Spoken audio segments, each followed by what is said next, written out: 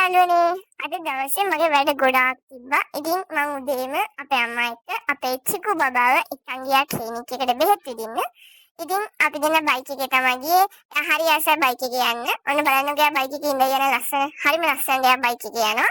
ඉතින් අම්මයි මමයි චිකුයි බයික් එකේ ක්ලිනික් එකට ගියා.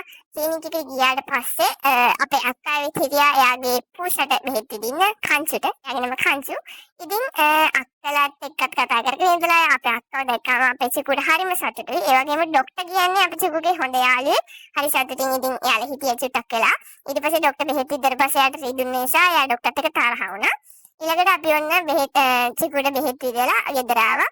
ගෙදර ආවට පස්සේ මගේ යුනිකේ වැඩ වගේක් තිබ්බා. මම ඉතින් ඒ ටිකට බැස්සා. එතෙන්දී ඇත්තටම සමහර වැඩ කරගෙන යනකොට මට එපා වෙන වෙලාවල් තියෙනවා.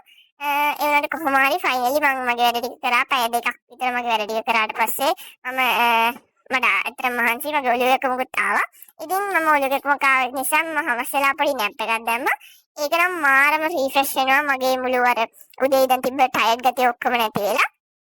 ඉතින් ඊට පස්සේ මම නැගිටලා ෆ්‍රෙෂ් වෙලා ඉවර වෙලා මගේ ඕලෙවල් මැක්ස් ක්ලාස් එකේ ළමයි ටික ආවා ක්ලාස් එකට.